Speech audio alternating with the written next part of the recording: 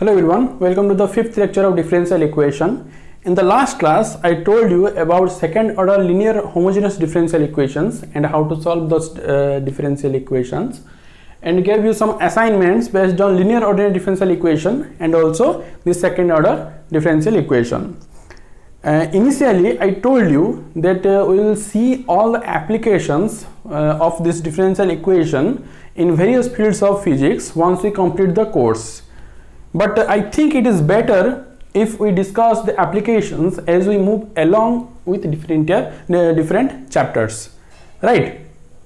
So today we will discuss about this application of linear ordinary differential equations in various fields of physics. Now, starting with quantum mechanics. In quantum mechanics, we use Schrodinger's equation to find out the solution of a assigned system. We use this Schrodinger's equation and then you find out the wave functions. Okay, in different exams you will face these questions.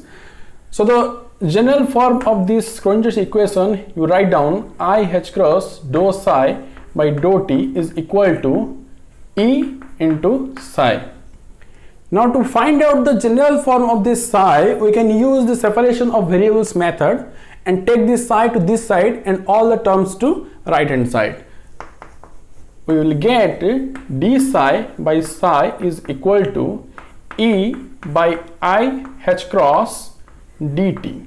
Now you can take integrals on both sides and an arbitrary constant log c, because in this side you will get a logarithmic term. That's why to make these calculations easy, we take logarithmic of arbitrary constant on RHS.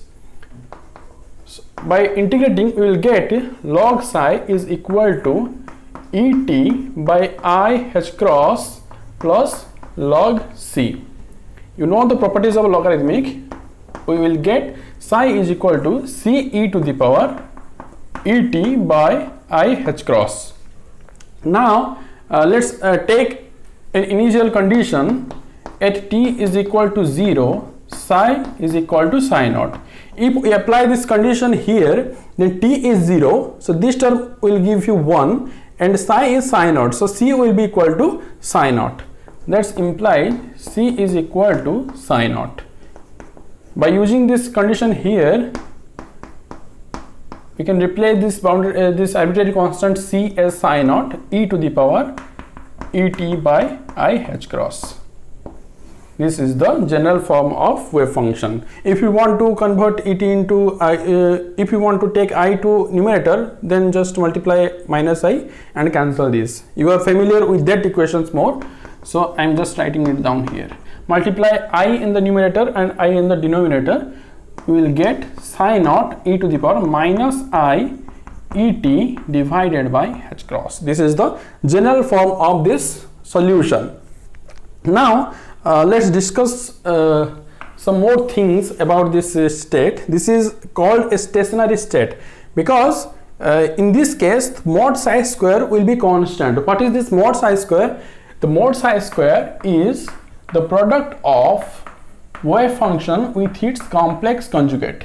Now let's find out its complex conjugate. Its complex conjugate will be psi naught e to the power I Et divided by h cross.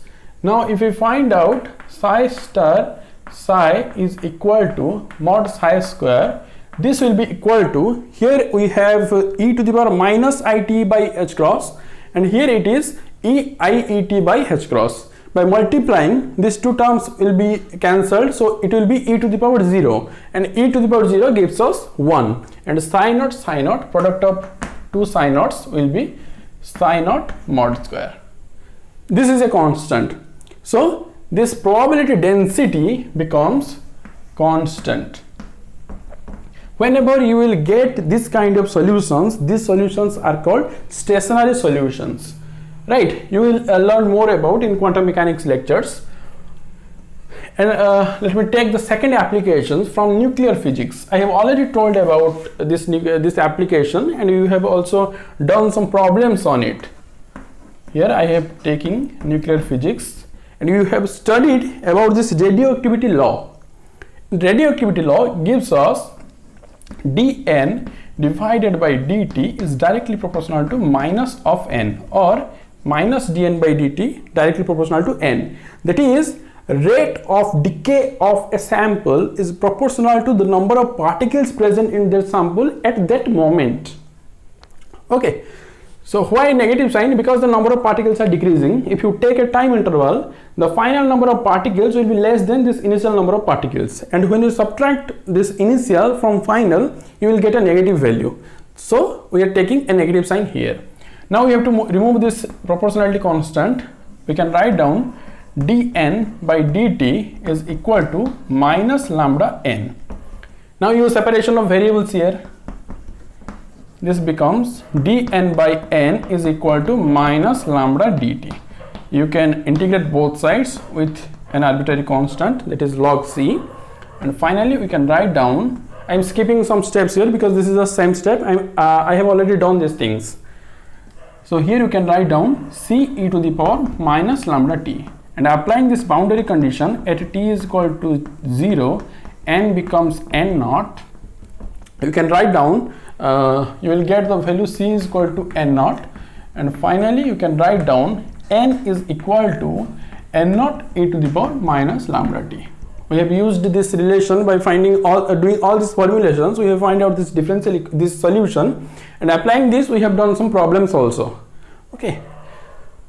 Now the third application is from let me take from thermodynamics, TD, that is thermodynamics. You know this Newton's law of cooling. What is this Newton's law of cooling?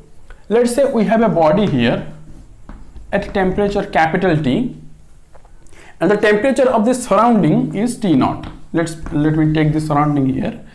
Temperature of this surrounding is T naught. So Newton's law of cooling is saying that the rate of decay of this temperature of the body is directly proportional to the difference of the temperature between this body and the ambient. So we can write it down as minus dt by d small t is proportional to capital T minus T naught. This is the difference between the temperature of the body and the surrounding, and this is the rate of decay of the temperature of this body. So it is saying it is directly proportional to the difference between the temperature of body and temperature of surrounding. Now let's remove this proportionality constant. It will be d capital T by d small t is equal to minus k, an arbitrary constant, t minus t naught. Now we can separate the variables here. We can write it down, dt divided by t minus t naught is equal to minus k dt. Let's integrate both sides, and let's say we are taking a time interval from 0 to t here, and during this time interval temperature of this body goes to Ti to Tf. So in this, initially it is, let's say, Ti, and finally we are getting Tf. Now we have to integrate, and we cannot take arbitrary constant here because this is indefinite integral. That's why we are taking this arbitrary constant, but this is definite integral. We have these values, initial and final values, so we don't need to take this arbitrary constant, right? So integrate it, it will be log t minus t naught, and limit from Ti to Tf is equal to minus k into t. This is the result of this integration. Now we have to put this initial and final values. Let me put here.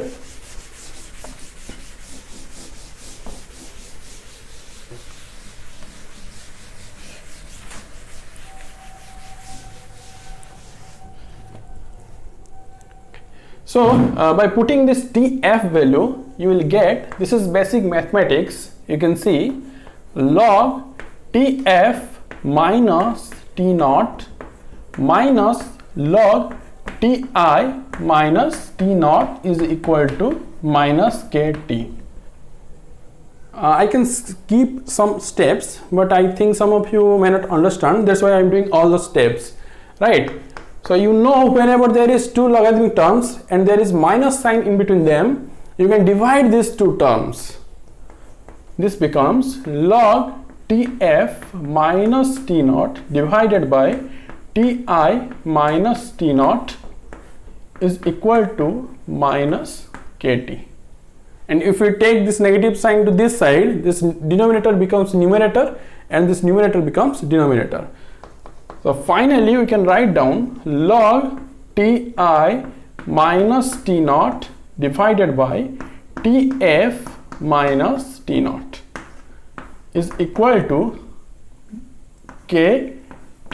This is the final solution. That is the Newton's law of cooling. Okay, so we saw three different applications. Let me write down a problem based on this. This is your homework. So the question goes like this. Let me see the question. Yeah. So there is a cup of coffee. A cup of coffee at 100 degrees Celsius. 100 degrees Celsius is placed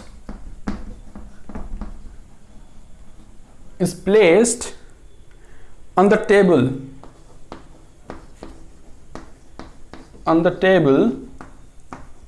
where surrounding temperature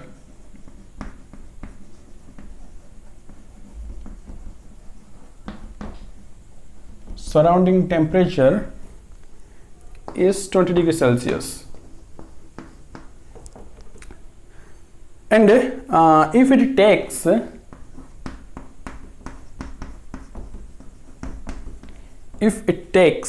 5 minutes to cool to 60 degrees Celsius,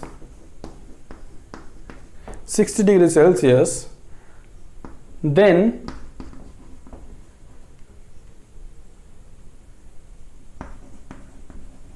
how long will it take to cool to 30 degrees Celsius? This is your homework. A condition is already given. From this, you have to apply this condition to find out some unknown values here. Then we have to apply this that value in another condition given here to find out the time. Okay, so yeah, so this is the all about the third application. We will go to the fourth application. This is also an important one. The fourth application is how to find out an orthogonal family of curves. So in the question maker will give you one family of curves and you have to find out another family of curves which is orthogonal to the given family of curves. So let me explain what is this orthogonal and what is parallel. Let's say we have one family of curve having slope m1 and another family of curves having slope m2. So whenever he is asking that these two family of curves are orthogonal to each other, then here this is, let's say, m1 and perpendicular to it m2. The angle between them is 90 degree. And whenever it is saying orthogonal, this is the case, then m1 into m2 must be equal to -1. Right, there is a mathematical derivation is there, but this is quite a bit of lengthy. Right, so let's just apply this condition. So whenever it is saying parallel family of curves, then m1 is equal to m2. In this case, this will be one family of curve and this will be another family of curves. So this is the two cases. Now using this, we will see how to find out the orthogonal family of curves. So there are 3 or 4 steps to find out. Let's say you are given a family of curves. So first step is to find out the dy by dx that is given. So you have to find out the slope. This gives us the slope. We have to find out the slope of the given family of curves. Then So in the given equation, the family of curves, you must have some arbitrary constant. Now the second step is using this, the value you are getting here, using this, you have to remove this arbitrary constant. So here, remove arbitrary constants. And third step is you have to find out the slope of the orthogonal family of curves. And how you can find out, I have already told you, the product of this m1 and m2, that is the slope of the given curve and the orthogonal curve, are equal to -1. So by dividing this by -1, you will get the slope of the given family of curves, right? This you will get here. And finally, what you have to do, you have to just integrate it. You got this something you will get here. So by solving that, you will finally get the y as function of x. Y as function of x, that is the orthogonal family of curves you will get, right? So this is the step. So let me solve one question so that it will be easy for you. Now let's take y is equal to cx. This is the given curve. So first step, he is saying find out the slope of the given curve. So in this case, if you find out dy by dx, let's take it as m1, it will be equal to c, right? And second step, it is saying remove this arbitrary constant, that is substitute this c. So from here we can write down c is equal to y by x. Okay, so here we can write down dy by dx is equal to m1 is equal to y by x. Now this is given. Now we have to find out the slope of the orthogonal family of curves. Orthogonal family of curves, and this is equal to -1 by the slope of given family of curves, that is y by x. Y by x, that is equal to -x by y, right? I think you are getting it. Then what you have to do, you have to simply solve this equation -x by y. You can separate the variables here. So this will be y dx is equal to -x dx, y dy, sorry. So by integrating and an arbitrary constant c here, you will get y square by 2 plus x square by 2 is equal to c. If you take 2 here, then this will be 2c. This will be 2c. So this is an equation of family of curves of circle, right? And if you take this as the given equation of family of curves, then you will get this one. Vice versa, this is, right? So this is the fourth application. You can you may get some questions based on this. And let's go to classical mechanics. I have also solved some questions based on this classical mechanics. Let's generalize these things. So the fifth application is from classical mechanics. The simple Newton's laws of motion. You write the simple equation of motion according to the Newton's law. That is a linear differential equation. So what you write, let's take a case here. Let's say a particle is freely falling. Yeah, so let me. Yeah. So when a particle is falling down, let's say this is the particle m here, this is falling down. So what are the forces on this? We are not considering air resistance here, we are taking only the gravity. So only force is mg and v is downward. So another important thing here, so in this case you may get confused about the sign conventions of the forces. So let me take a simple thing here. So take this direction of this velocity, right? Let me write down. Take direction of velocity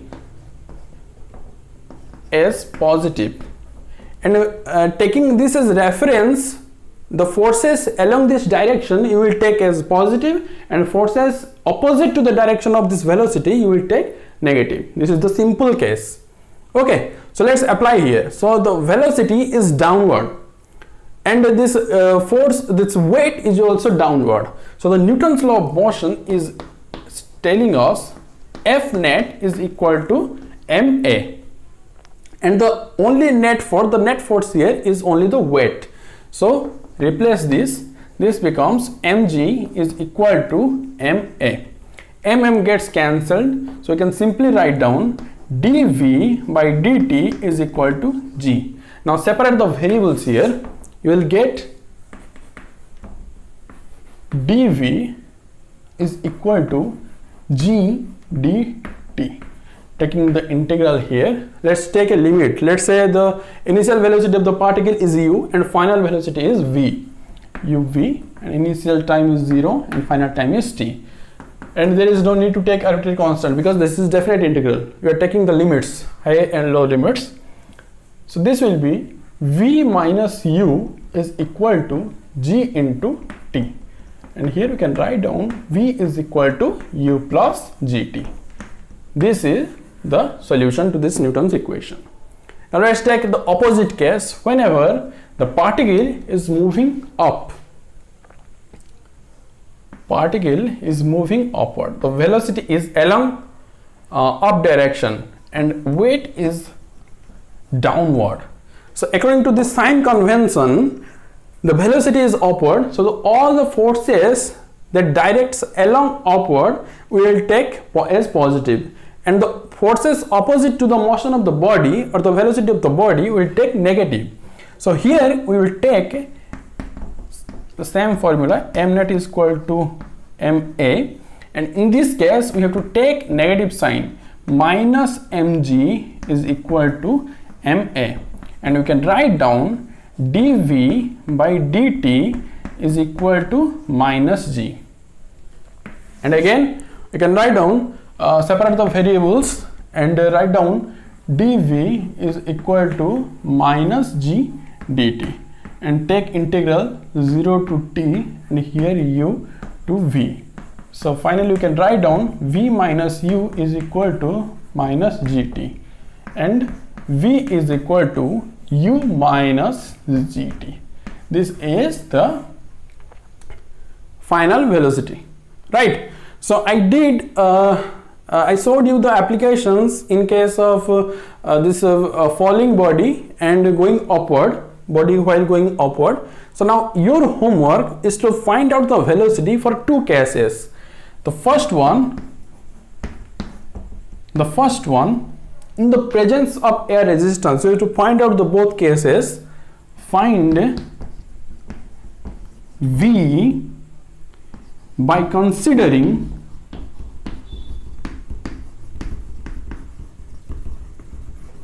considering air resistance.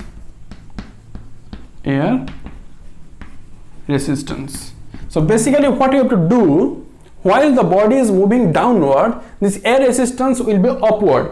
So we have to take here air resistance as minus of kV. Let me take this force of resistance as kV. Okay, in both the cases apply this force of resistance as kV, that is proportional to velocity. So when the body is moving downward, the air resistance will be upward. Okay, and in case of body going upward, the air resistance will be downward. So in the both cases the air resistance is opposite to the velocity, so you have to take negative, right? This is the hint, and use this one, this force of resistance, and find out the velocity v. You have to I have done for two cases, you have to do both cases. So total 3 assignments, 3 questions are there, right? So let me go to now what is left there. Yeah, Electronics. So let's go to electronics. In case of LR circuit and LC circuit, RC circuit, we use this linear ordinary differential equation. How we do it? Let's see. Let's discuss about it. So let me tell some basic things first. So for the KVL, we apply Kirchhoff's voltage law. Kirchhoff's voltage law in a loop. This is applied in a loop. In a loop, we apply this KVL, and it says the voltage drop across all the elements adds to 0. This is the first thing, and you know the voltage drop across different elements. Let's say we have a resistor here. So in this case, V is and current is I. V we take as I into R. This is the first element. The second one is capacitor C and charge Q it has. So we can write down Q is equal to CV. Charge stored is written like this. So from this we can write down V is equal to Q by C. And the last one is an inductor. Here is an inductor L, and current is passing I, and the voltage drop we take in this case L into Ti by dt. Right? So these things we need to see the application. I think you know all these things. I am just revising so that you can recollect all those things that I am going to tell you. So now let's take this RC circuit first. First let's take RC circuit. Circuit I am writing it as CKT. We have a resistor and a capacitor that is connected to a voltage source here. This is negative terminal, this is positive terminal. So to apply KVL, let's say the current direction is in this direction. You can also take in the opposite direction. And this voltage drop will be IR. This will be Q by C. If we apply this KVL, by applying KVL, we can write down as I into R. We have to take the voltage drop across the elements as positive. Okay. And where the terminal to which this current, the flow is striking, that depends on the sign convention.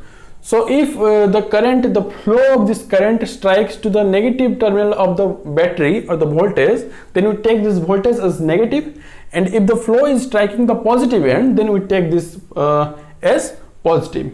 So in this case, the voltage drop across this resistor is IR, and here Q by C. I have already told you just earlier, and it is striking to this negative terminal. Let's say this is epsilon or E, simply E, not epsilon. Minus E is equal to 0. And here we can write down I as dq by dt. So R dq by dt plus Q by C is equal to E. And dividing R, we have to make this coefficient as 1. We can write down dq by dt plus Q by RC is equal to epsilon by R. Right? And you can see here, we can find out the integrating factor. This is the P of Q. So integrating factor will be e to the power integral of 1 by RC dt, as the independent variable is t. And we can write down T by RC. And the solution of this differential equation, we can write it down as Q into e to the power T by RC is equal to C E by R.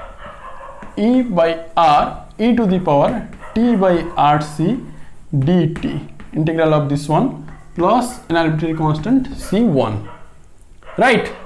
integration of this one will be e to the power t by rc divided by 1 by rc. So this rc goes to the numerator and r gets cancelled. If you do q e to the power t by rc is equal to, this becomes e into c into e to the power t by rc plus c1. Then divide this e to the power tc on the right hand side, it will be q is equal to epsilon c e to the, this will be cancelled, plus c1 e to the power minus t by rc. This is the solution. And if you take the initial condition as let's say at t is equal to 0, at t is equal to 0, this q is 0, there is no charging, then we can write down this will be 0 and this will also be 0, so this will give you 1. c1 will be minus epsilon c, c1 will be minus epsilon c. By putting this value of c1, we can write down q is equal to epsilon c 1 minus e to the power minus t by rc. This is the value of q. Okay, this is the case of RC circuit. Let's now take LR circuit.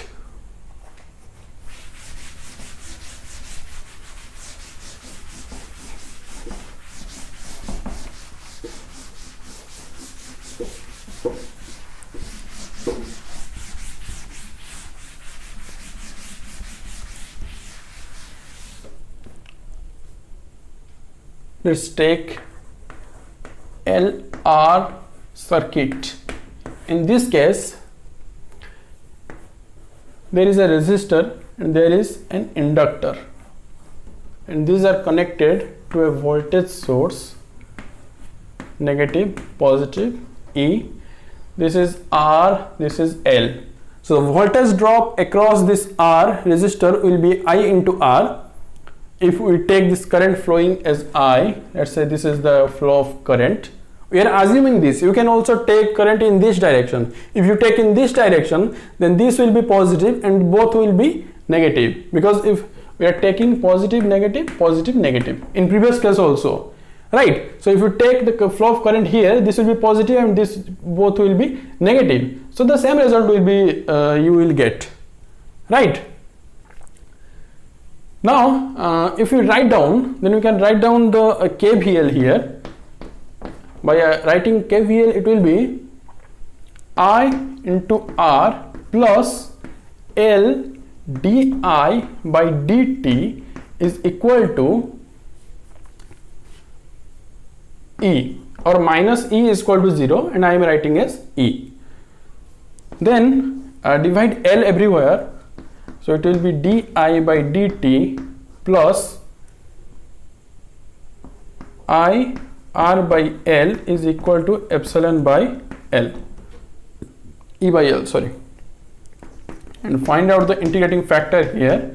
This integrating factor will be e to the power integral of R by L dt is equal to e to the power RT by L. Then we can write down the solution here. The solution will be I into e to the power RT by L is equal to E by L e to the power RT by L dt integral with an arbitrary constant, let's say C2. The integration will be e to the power RT by L whole divided by R by L, and it will be L by R, so L gets cancelled, it will be E by R. You will get I into e to the power RT by L is equal to E by R e to the power RT by L plus C2. And if you take this term to this side, then here it will be cancelled. Finally, you can write down I is equal to E by R plus C2 e to the power minus RT by L. Okay, and by taking initial condition, let's say at t is equal to 0, I is also 0, then we will get C2 will be equal to minus E by R, and by using this C2 value, we can write down I is equal to E by R 1 minus e to the power minus RT by L. This is the solution. Okay, in this case that we take a time constant value. In previous case also, in previous case we got Q is equal to EC 1 minus e to the power minus T by RC. Here the time constant is L by R, and here the time constant is RC. Okay, so these are the applications in different fields of physics. As you can see, I told you about the Schrodinger's equation in quantum mechanics, Newton's laws of motion in classical mechanics, the radioactivity law in nuclear physics, and in electronics this LR circuit and RC circuit is there, and another thing also I discussed, so in thermodynamics, Newton's law of cooling. Also I told you how to find out the orthogonal family of curves, right? So these are the applications of linear ordinary differential equation, and I gave you 3 assignments, so you can send the answers in PDF format through Gmail or WhatsApp, right? So next class we will be talking about, we will resume our discussion on second order differential equations. We have already discussed about the homogeneous one, so we will take the non-homogeneous one, and in this case the same procedure will follow for one part of solution, and for another part we will use some operator method, and I will tell you in detail in the next class. So see you in the next class. Bye bye. Stay home, stay safe.